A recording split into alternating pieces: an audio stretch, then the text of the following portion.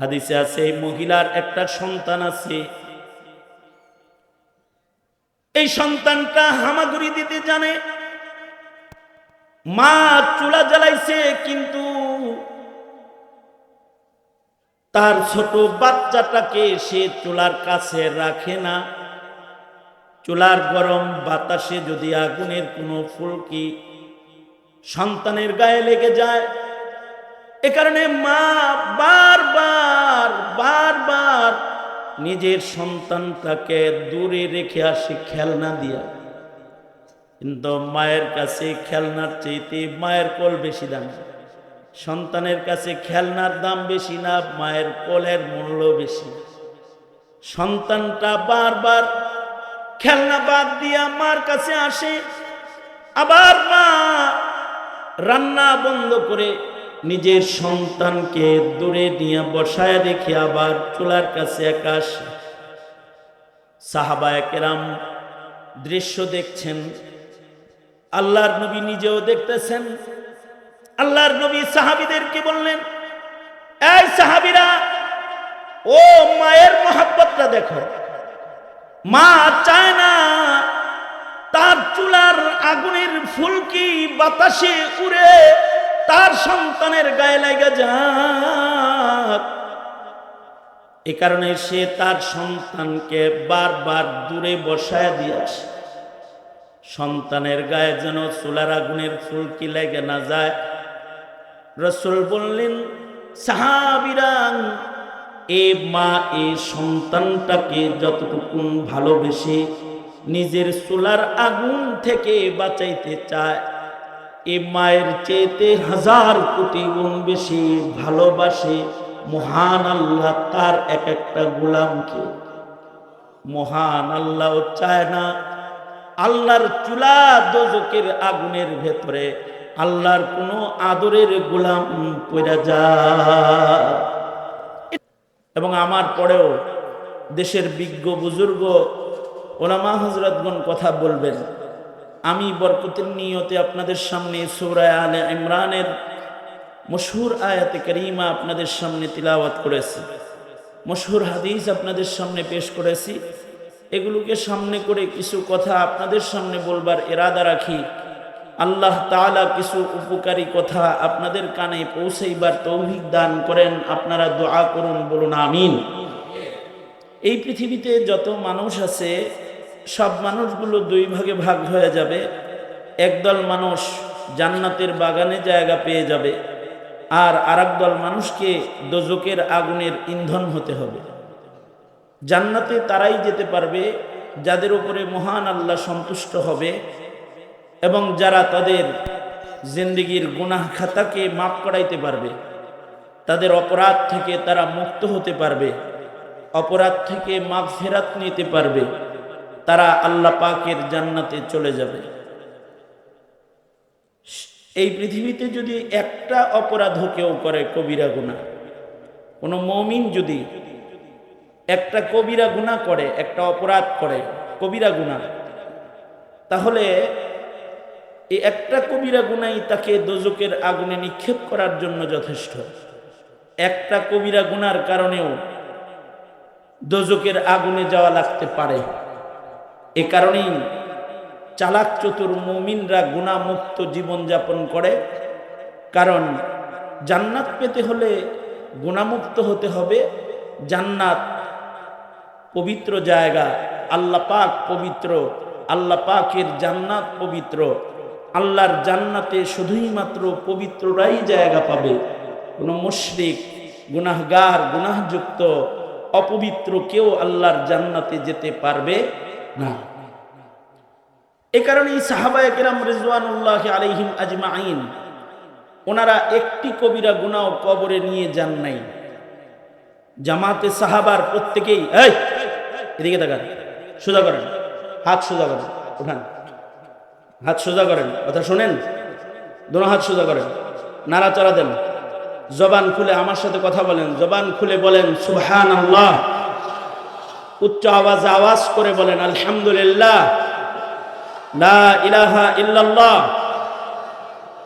উঁচু আওয়াজে উঁচু স্বরে শয়তান তারায় আল্লাহর বরত্ব চিৎকার করে বলেন আল্লাহু আকবার। আরো জোরে আওয়াজ করে বলেন আল্লাহু আকবার। হাত নামান।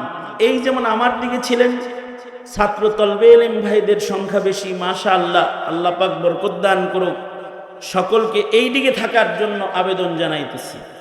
তা আমি যেটা বলতেছিলাম সেটা হলো এই কারণেই আল্লাহ পাকের পছন্দনীয় মুমিন যারা, উলাইকা হুমুল মুমিনুনা হাক্কা, যারা প্রকৃত মুমিন আল্লাহ পাকের কাছ থেকে সনদ পেয়েছেন, তারা হলেন সাহাবায়ে কেরাম রিজওয়ানুল্লাহি আলাইহিম আজমাইন। নবীজির টোটাল জামাতে সাহাবার কেউ একজন সদস্য একটি গুনাহ সহ তারা কবরে যান নাই। অর্থাৎ তারা মৃত্যুর আগে তাদের কৃত হয়ে যাওয়া ঘটে যাওয়া গুনাহ থেকে আল্লাহর কাছ থেকে আগে মাগফিরাতকে গ্রহণ করেছেন। আল্লাহু আকবার জোরে করে বলেন। সাহাবীদের তো গুনাহ হয়েছে, নবীদের গুনাহ নাই। নবীদের গুনাহ হয় নাই। আহলুস সুন্নাতি ওয়াল জামার আকীদা হলো নবীরা মাসুম, নবীদের কি নাই, গুনাহ নাই। কিন্তু সাহাবায়ে কেরামের গুনাহ হয়েছে, এটাও আহলুস সুন্নাতি ওয়াল জামার একটি আকীদা। সাহাবীরা গুনাহ নিয়ে কবরে যায় নাই। সাহাবীরা মাগফুর মাহফুজ মিন নারি জাহান্নাম, তারা গুনাহ থেকে আল্লাহর কাছ থেকে মাগফিরাত পেয়েছেন এবং গুনাহ মুক্ত হয়ে তারা কবরে গেছেন। আল্লাহু আকবার। এই ঈমানটা আল্লাহ পাকের কাছে পছন্দের। আমাদের জীবনেও গুনাহ হয়, কিন্তু আমরা আমাদের গুনাহ থেকে মাগফিরাত না নিই, এটা মহান আল্লাহ চান না। আল্লাহ আমাদের ক্ষমা করে দিতে চান বিধায়, আমাদেরকেও আল্লাহ পাক মাগফিরাত দিতে চান বিধায় প্রতি শেষ রজনীতে আল্লাহ তাআলা আকাশে এসে আমাদের ডাকতে থাকেন, আসো কি কেউ গুনাহগার, আমার কাছে ক্ষমা চাও, আমি তোমার জীবনের সব গুনাহ মাফ করে দিব। আল্লাহু আকবার। এজন্যই তিনি লাইলাতুল কদর দান করেন। বছর ঘুরে ঘুরে লাইলাতুল কদর আসে, এ কারণেই তিনি ক্ষমার মাস রমাদান আমাদেরকে দান করেন। ঘুরে ঘুরে রমাদান আমাদের কাছে আসে। আমরা যারা মাপ চাই, ক্ষমা নেই, মুত্তাকি হই, তাদের উপরে তিনি খুশি হয়ে যান। আর যারা রমাদান পেয়েও গুনাহ ক্ষমা করায় না, লাইলাতুল কদর পেয়েও ক্ষমা নেয় না, যারা গুনাহ যুক্ত রয়ে যায়, তাদের উপরে মহান আল্লাহ নারাজ হয়ে যায়। বান্দার অপরাধ যত বেশি হোক না কেন, যদি কেউ ক্ষমার উপযুক্ত হয় আর ক্ষমা চায়, আল্লাহর আযাব থেকে মুক্তি কামনা করে, মহান আল্লাহ পাকের শান হলো আল্লাহ পাক বড় অপরাধীকেও ক্ষমা করে দেন। লা তাকনাতু মির রাহমাতিল্লাহ। নিরাশ হতে আল্লাহ তাআলা মানা করেছেন। বড় অপরাধীকেও আল্লাহ পাক ক্ষমা করে দেন। আর আল্লাহ যদি ক্ষমা করে দেয়, সারা জিন্দেগি গুনাহ করার পরেও অনেক সময় জিন্দেগির সব গুনাহ মাফ করায়া কিসমত ভালো হইলে জান্নাতি হয়ে কবরে চলে যায়। বুখারী শরীফে আছে 100 খুনের আসামি, 100 খুনের আসামি কিন্তু আল্লাহর কাছ থেকে মাগফিরাত নিয়ে কবরে চলে গেছে। মাগফিরাতের জন্য চাহাত পেরেশানি তার আসছে, কারণ আল্লাহ পাক তো দয়ালু, বান্দাকে তো আল্লাহ তাআলা ভালোবাসেন। আল্লাহ পাক তো বান্দাকে দোজখের আগুনে ফেলতে চান না। জোরে বলেন, চান না। আল্লাহ পাক বান্দাকে জাহান্নামের আগুনে দিতে চান না, কারণ আমাদেরকে আল্লাহর চাইতে বেশি ভালোবাসনেওয়ালা আর কেউ নাই। আমাদের মা আমাকে যতটুকুন, আপনাকে যতটুকুন ভালোবাসে, আল্লাহ তার চাইতে কম ভালোবাসে না বেশি ভালোবাসে? ভাই ভাইকে যতটুকুন ভালোবাসে, তার চাইতে কম ভালোবাসে আল্লাহ না বেশি? বন্ধু যতটুকুন বন্ধুকে ভালোবাসে, তার চাইতে আল্লাহর ভালোবাসা কম না বেশি? বেশি। তাই আল্লাহ কি চান যে আমি আপনি দোজখে যাই? এ কারণে ক্ষমা দেওয়ার জন্য মাগফিরাতের দুয়ার খুলে সবসময় বসে থাকে। আল্লাহর রাসূল সাল্লাল্লাহু আলাইহি ওয়াসাল্লাম এইগুলো বুঝাইতে গিয়ে সাহাবায়ে কেরামদেরকে উপমা পেশ করেছেন। একবার আল্লাহর নবী এক গাজওয়াত থেকে আসতেছেন, নবীজি ফেরত আসতেছেন গাজওয়াত থেকে। এক জায়গায় তাবু গাড়লেন সাহাবায়ে কেরাম সহ। তো পাশেই এক মহিলা চুলা জ্বালাইছে রান্না করার জন্য। আগের যুগের চুলা, ডিজিটাল চুলা না, এই যুগের চুলা তো ডিজিটাল, লাকড়ির চুলাও ডিজিটাল। আমার হযরতের কাছে এক চুলা ইঞ্জিনিয়ার আসছে, হে 2টা চুলা বানায় দিব, এটার বিল হলো 1,85,000 টাকা মাত্র। হ্যাঁ, কয়টা চুলা? দুইটা চুলা বানায় দিবে, এটার জন্য তাও মাটির চুলা বানায় দিবে, লাকড়ির চুলা বানায় দিবে। বিল কত? 1,85,000 মাত্র। এটা হলো বিল। কেন? এটা ডিজিটাল লাকড়ির চুলা, এটার কালি পড়বে না, এটার কালি দিয়ে পাকের ঘর কালো হবে না, পাতিলের নিচেও কালি লাগবে না, এটার আগুন চুলার বাইরে বের হবে না, লাকড়ি বেশি খরচ হবে না, কম খরচ হবে, অল্প কয়লায় রান্না কমপ্লিট হয়ে যাবে, ইত্যাদি ইত্যাদি অনেক ফজিলত এই চুলা। এই কারণে এই চুলার দাম কত? 2 চুলার দাম মাত্র 1,85,000। কিন্তু আগের জমানায় তো এত ডিজিটাল ছিল না, আগের জমানায় পাকের ঘরও ছিল না। 3টা পাথরের উপরে পাতিল বসায়া মহিলা রান্না করত, মহিলারা খাবার প্রস্তুত করত, যে খোলা জায়গায় আগুন জ্বালায়। এক মহিলা খোলা জায়গায় আগুন জ্বালাইছে, 3টা পাথরের উপরে পাতিল বসাইছে আর রান্না করতেছে। হাদিসে আছে এই মহিলার একটা সন্তান আছে, এই সন্তানটা হামাগুড়ি দিতে জানে। মা চুলা জ্বালাইছে কিন্তু তার ছোট বাচ্চাটাকে সে চুলার কাছে রাখে না। চুলার গরম বাতাসে যদি আগুনের কোনো ফুলকি সন্তানের গায়ে লেগে যায়, এ কারণে মা বারবার বারবার নিজের সন্তানটাকে দূরে রেখে আসে খেলনা দিয়া। কিন্তু মায়ের কাছে খেলনার চাইতে মায়ের কোল বেশি দাম। সন্তানের কাছে খেলনার দাম বেশি না, মায়ের কোলের মূল্য বেশি। সন্তানটা বারবার খেলনা বাদ দিয়া মার কাছে আসে, আবার মা রান্না বন্ধ করে নিজের সন্তানকে দূরে নিয়ে বসায় রেখে আবার চুলার কাছে একা আসে। সাহাবায়ে কেরাম দৃশ্য দেখছেন, আল্লাহর নবী নিজেও দেখতেছেন। আল্লাহর নবী সাহাবীদেরকে বললেন, এই সাহাবীরা, ও মায়ের মহব্বতটা দেখো। মা চায় না তার চুলার আগুনের ফুলকি বাতাসে উড়ে তার সন্তানের গায়ে লাগা যাক। এ কারণে সে তার সন্তানকে বারবার দূরে বসায় দিয়েছে, সন্তানের গায়ে যেন চুলার আগুনের ফুলকি লেগে না যায়। রাসূল বললেন, সাহাবীরা, এ মা এই সন্তানটাকে যতটুকু ভালোবেসে নিজের চুলার আগুন থেকে বাঁচাইতে চায়, এ মায়ের চেয়েতে 1000 কোটি গুণ বেশি ভালোবাসে মহান আল্লাহ তার এক একটা গোলামকে।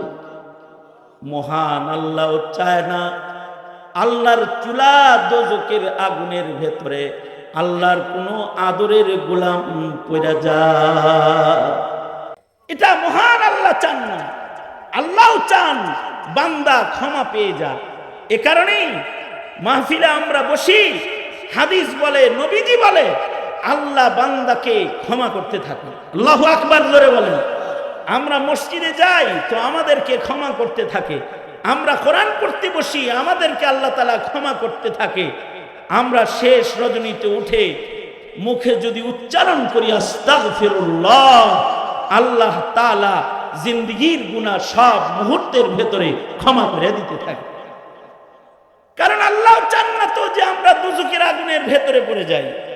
এ কারণে মহান আল্লাহ ক্ষমার দুয়ারটাকে বড় প্রশস্ত করেছেন।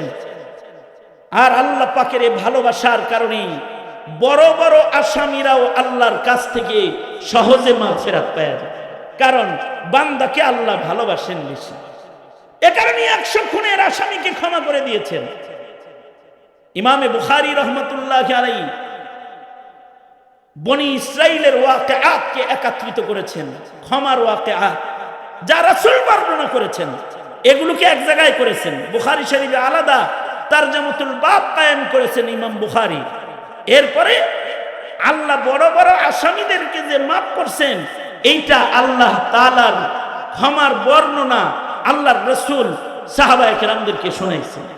কারণ নবীজির কাছে তো উতিতু ইলমাল আউয়ালিন ওয়াল আখিরিন, অতীতের সব ইলম নবীর কাছে আছে, ভবিষ্যতের সব ইলম নবীজির কাছে আছে। আল্লাহর রাসূল বলেন, বনি ইসরাইলের, বুখারীতে আছে, বনি ইসরাইলের এক লোক ছিল সারা জিন্দেগি কাফন চুরি করত, কিন্তু এই কাফন চোর তার মৃত্যুর আগ দিয়া তার দিলের ভেতরে আসছে, এই কাফন চোরের আল্লাহর ভয় তার দিলে আসছে। এই কাফন চোরাটা মৃত্যুর আগ দিয়ে তার সন্তানদেরকে একত্রিত করছে, সন্তানদেরকে ডেকে বসায় বলে, সন্তানেরা রে, আমি মরে গেলে আমার লাশটা কিন্তু তোমরা আগুন দিয়ে পোড়ায়া ছাই বানায় দিবা, আমার গায়ের গোশতগুলো আগুনে পুড়া ছাই হয়ে গেলে ছাইগুলাকে আবার দুই ভাগ করবা, এক ভাগ ছাই বাতাসে উড়াইয়া দিবা, এক ভাগ ছাই পানিতে ভাসায়া দিবা। কেন? আল্লাহ যেন আমারে খুঁজে না পায়, কারণ মহান আল্লাহর আদালতে দাঁড়াইবার মতো হিম্মত আমার নাই। সন্তানরাও বাপে যেমন ওসিয়ত করেছে সন্তানরা তাই করছে, সন্তানরা বাবার লাশকে আগুন দিয়ে পুড়াইয়া দিছে, গায়ের গোশতগুলা ছাই হয়ে গেছে, এই ছাইগুলাকে ভাগ কইরা অর্ধেক ছাই বাতাসে উড়াইয়া দিছে, অর্ধেক ছাই পানিতে ভাসায়া দিছে। মহান আল্লাহ তার মৃত্যুর পরে বাতাসকে আদেশ করেছেন, বাতাস তোর ভেতরে আমার একজন গোলাম লুকাইছে, তাকে বাইর কর। পানিকে আদেশ করেছেন, পানি তোমার ভেতরে আমার একটা গোলাম লুকাইছে, তাকে বের করে দাও। লোকটাকে আল্লাহ তাআলা আবার পুনরায় আল্লাহ তাআলা পুনরুত্থান করেছেন, তারা আবার এক জায়গায় করেছেন। এবার একটা কথা, এটা ঈমানি কথা, বলুন তো, আমরাও তো মরে যাব, আমরা মাটিতে পচে গলে মিশে যাব, আমাদেরকে মহান আল্লাহ আবার মৃত্যুর পরে পুনরুত্থান যে করবেন, এটা আল্লাহর জন্য সম্ভব না অসম্ভব? জোরে আওয়াজ করে বলেন। যদি কেউ বলে অসম্ভব তাহলে সে নাস্তিক, তার ঈমান নাই। যদি কেউ বলে অসম্ভব তাহলে তার কি নাই? কারণ পুনরুত্থানের উপরে ঈমান যার নাই সে কাফের, সে বেঈমান। কারণ আল্লাহ তাআলা সকলকে পুনরুত্থান করবেন এবং হিসাব নিবেন, বিচার দিবসে সকলকে আল্লাহর আদালতে দাঁড়াইতে হবে, এটা বিশ্বাস করা ঈমান। এই বিশ্বাস যার নাই সে বেঈমান, এই বিশ্বাস যার নাই সে কি? বেঈমান। প্রজন্মের হাজার হাজার সন্তান আছে যারা পুনরুত্থান মানে না। নাস্তিকরা যাদের মাথা ওয়াশ করে ফেলেছে, তারা মনে করে মরে গেলাম, পচে গেলাম, শেষ হয়ে গেলাম, আর আল্লাহর আদালতে দাঁড়াইতে হইব না। আচ্ছা, দাঁড়ানো করাটা আল্লাহর জন্য কঠিন, আল্লাহর জন্য অসম্ভব? আল্লাহর জন্য অসম্ভব নয়, কারণ আল্লাহ পাক তো ওই শানওয়ালা মালিক, ওয়া হুয়া আলা কুল্লি শাইইন কাদির, তিনি সব কিছুর উপরে কাদের মুতলাক, তিনি সক্ষম, অক্ষম নন। ঠিক কিনা? জোরে আওয়াজ করে বলেন। তিনি কি শেখ হাসিনা যে অক্ষম? তিনি কি ডক্টর ইউনূস যে অক্ষম? তিনি কি আমেরিকার প্রেসিডেন্ট যে অক্ষম? তিনি রাজার রাজা, মহারাজা আল্লাহ, তার শান হলো তিনি সবকিছু করতে সক্ষম। মানুষও নিজেকে সক্ষম মনে করে, হাসিনা মনে করে সক্ষম সে, কিন্তু আসলে সে কি? জোরে আওয়াজ করে বলেন, সে কি? অক্ষম। সে যে অক্ষম, এ কারণেই দুপুরের খানাটা খেতে পারে নাই। সে অক্ষম, এ কারণে গণভবনে বসে থাকতে পারে নাই, উড়াল দিয়ে পালিয়ে যেতে বাধ্য হয়েছে। সে যে অক্ষম, এ কারণে মাঝে মাঝে আইতে চায় কিন্তু পারে না, পারবেও না। এই যে অক্ষমতা, এটা সব মানুষ অক্ষম।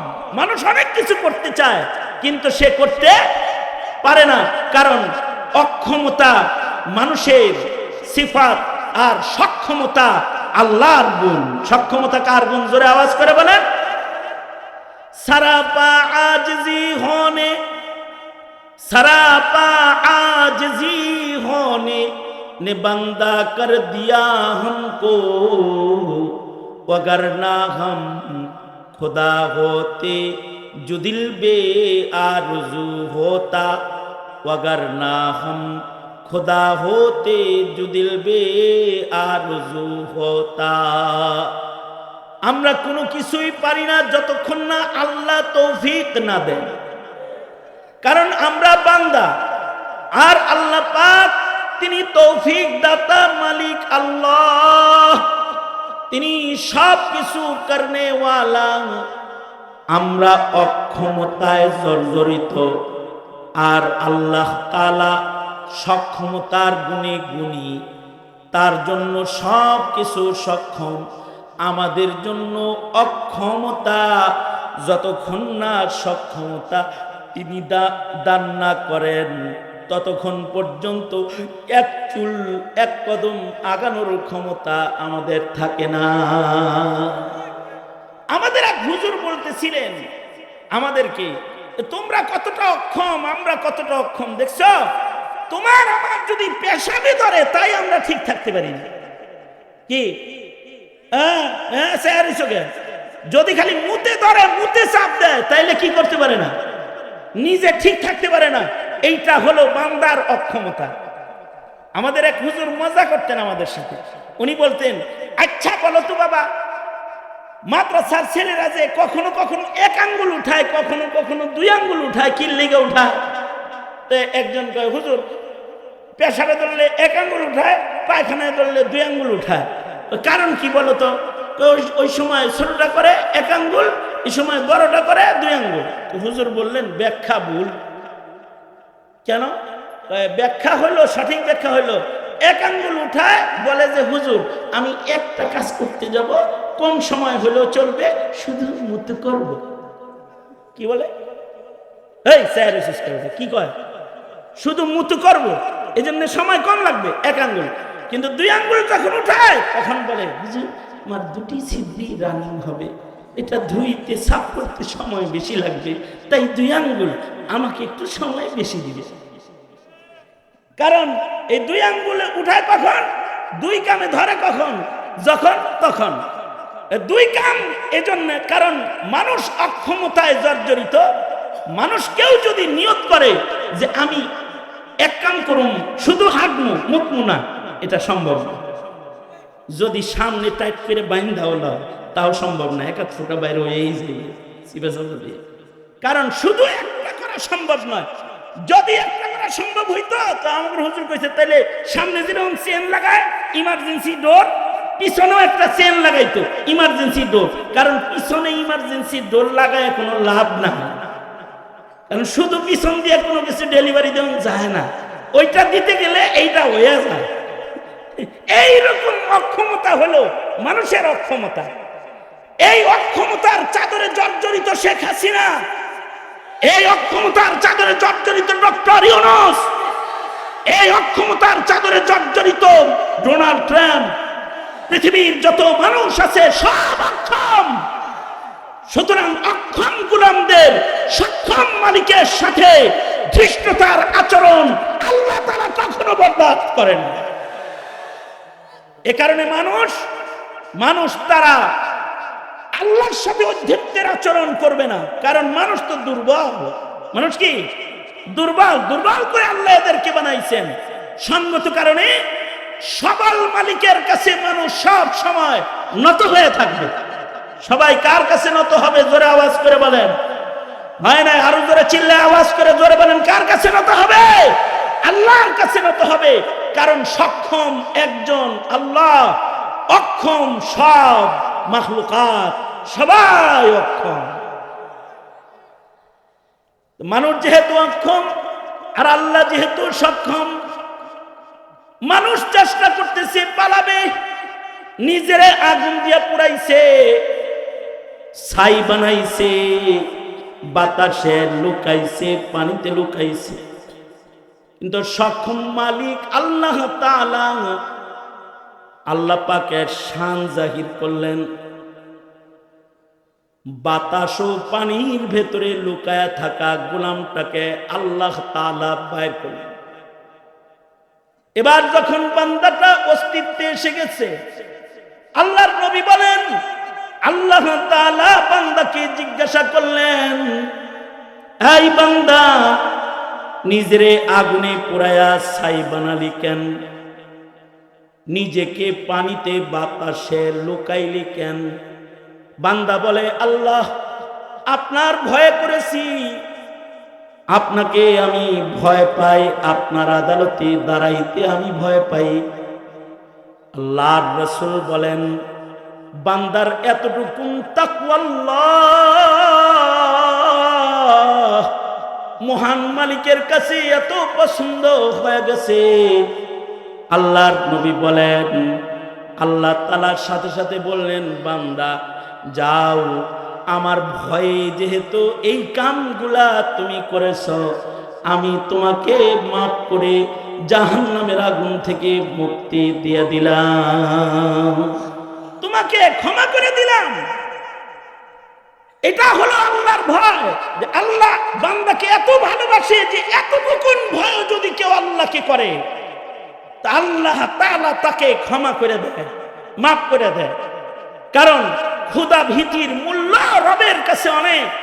ক্ষুধা ভীতুদেরকে রব ক্ষমা করে, ক্ষমা করাটা নিজের শান বানিয়েছেন।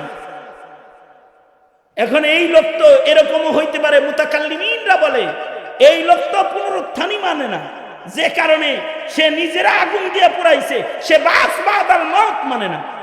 কিন্তু হাকিম মুহাম্মদ থানভী রহমতুল্লাহ আলাইহি বলে, মহান মালিকের দয়া অনেক বেশি, সে পুনরুত্থান মানে না তা না, সে আসলে জাহিলুত তাকদীর, তার আকল কম, সে ইলম কম রাখে। হযরত হাকিম মুহাম্মদ থানভী রহমতুল্লাহ আলাইহি বলেন, জাহিলুত তাকদীর, সে তাকদীর অস্বীকারী না, আসলে তার জ্ঞান বুদ্ধি কম। তবে যদি কারোর জ্ঞান বুদ্ধি কম হয়, অর্থাৎ কেউ যদি পাগল হয়, আল্লাহ তার প্রতি দয়া ভিন্ন হবে।